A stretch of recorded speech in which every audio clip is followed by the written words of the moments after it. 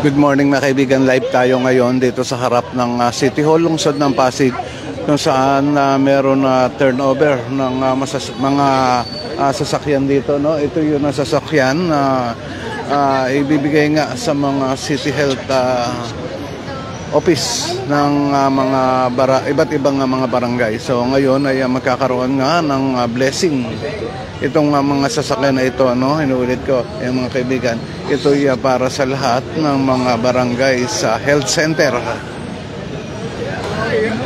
Yan. So andito ngayon si Mayor Vico Sotto, Congressman Romar Romulo, Vice Mayor Dodot Jaworski, at ang mga city councilor ng lungsod ng Pasig. Ngayon ay sinisimula na nga ang blessing.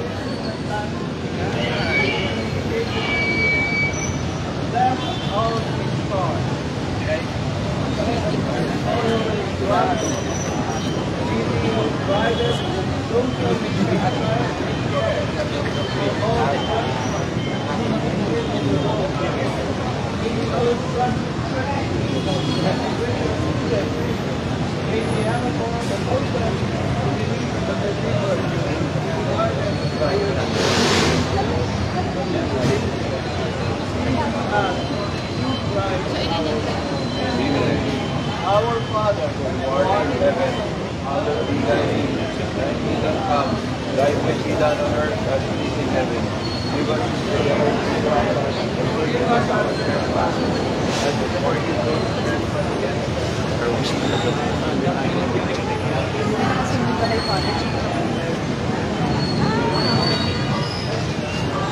Pinasunod. Good morning po. Morning po, Vice President. Morning. Good morning. Good morning.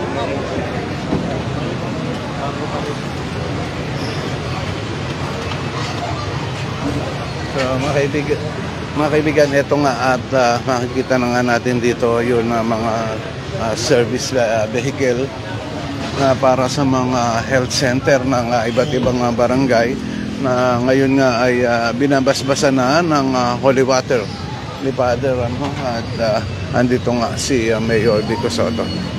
Ito yung mga bago, no? Oops. Ito, sunod tayo kay Congressman Romar Romulo. Mayor, good morning, Mayor. Sunod tayo kay Mayor Vico Sotto, no? Ayan.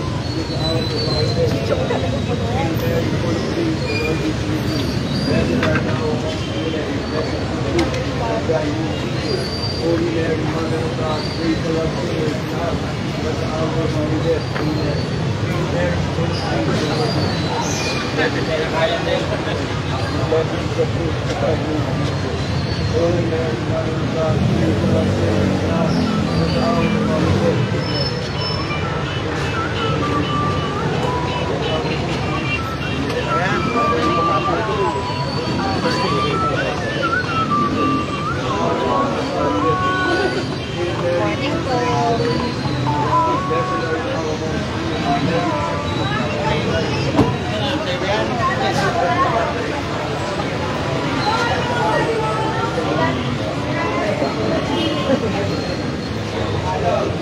Ay, sorry po. Sorry. Sige.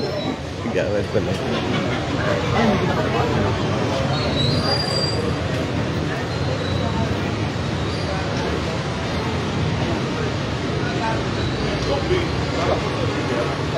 Sa mga health center natin, 30 po yan. Kaya minauna na kami sa po. My dear friends, let us be grateful to God for this blessing. From now on, this car is marked by the cross. The Almighty God will take care of it, as the protector is Christ. Over our sake in the land, died on the cross for our sins. Rose again from the dead on the third day, went up to heaven, where he will come again to judge the living and the dead. Henceforth, these are marked and armored with the victorious mind of the cross. May the good Lord keep his love to come to the driver and the carefully guide through Christ our Lord. Amen. The Lord be with you. May Almighty God bless you all. Father, the Son, and the Holy Spirit. Congratulations! Congratulations! Thank you. Congrats. Happy birthday. Thank you.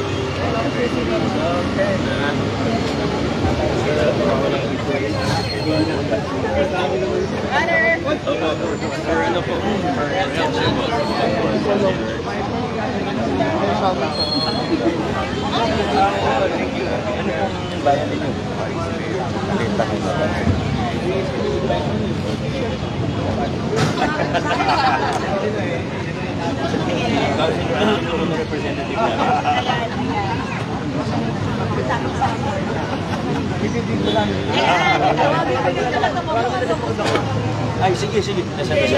George! Pag ganun, para ano. Ay, ano, picture lang.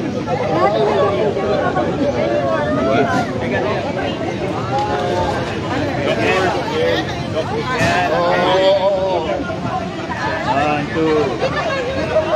Okay, get ready po. 1, 2.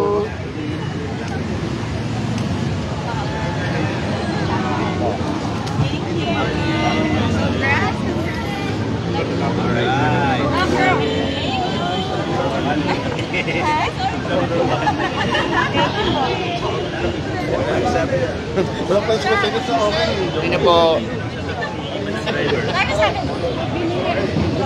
Ready po.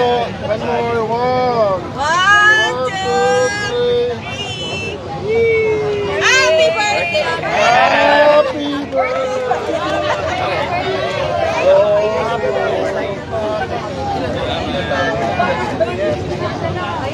Okay, Ibibigay ko na lang kay yung mga yung invitation. Thank you very much.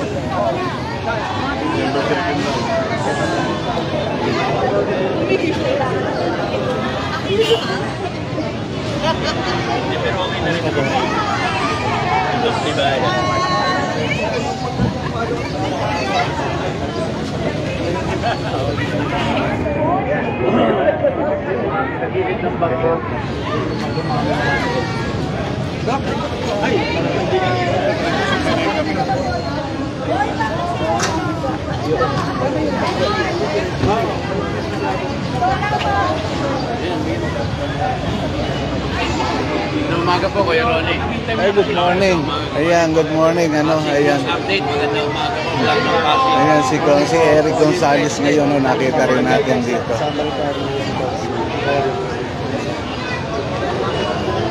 Mayor, good morning. Good morning, good morning. Kamusta po? Ito para sa mga health centers po, one per health center. Problema na lang ni Doc P ngayon, yung mga drivers natin. Doc P sa driver, NC2 ang kailangan. Ano? Open for application tayo. So by January, siguro puno na naman ng yung mga plantilla natin for drivers. Pero at least makatulong ito, delivery ng supplies, health center. At least bibilis po kasi lahat ng center may maayos na sasakyan. Ilan total to? Ali 42 po. 42. So, lahat talaga. Kasi minaw na lang 10. Oo. Sobra pa po. Oo. Magagamit din si Doc. Hindi, para sa CHD. Thank you. Salamat po. Ayan naman kaibigan natin. Ito pala ay 42. So mga kaibigan, ito ay 42 vehicles itong turnover nga ng city government natin, no, sa mga iba't ibang health center dito sa lungsod ng Pasig, at napakagandang tulong nito para doon sa mga nag-iikot sa mga bahay-bahay, para mabigyan na serbisyo ang mga Pasigueño.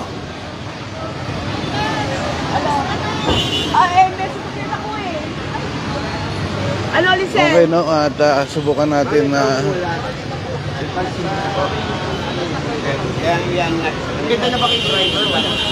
bumalik dito, no? Ayan.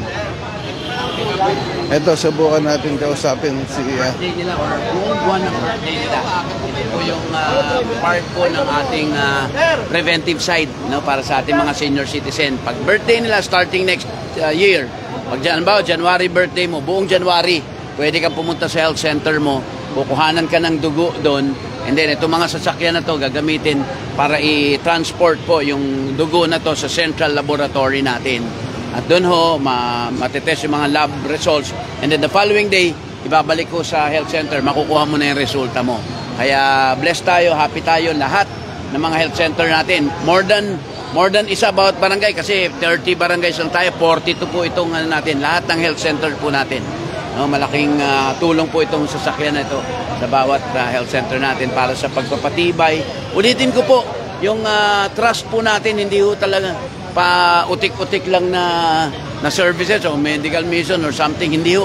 Buong programa po ito para sa healthcare system po natin. Ang inaayos po natin. Kaya happy tayo for Pasig. Good morning po. Kasi mensahe natin dun sa mga health center na sana ingatan to. Sana ingatan at maging productive talaga. Magamit ng gusto. Bawat health center makinabang po. 42 health center yung bibigyan natin ng bagong sasakyan. Kaya good morning po. God bless po sa lahat. Ayan, no, at nakuhanan din natin ng panayam si Consi Eric Gonzales. At ito nga, nabanggit niya na rin na ingatan sana itong mga service vehicle na ito. Okay mga kaibigan, at hanggang dito na lang itong live video natin. Maraming salamat sa lahat ng viewers natin dito sa Pasig News Update.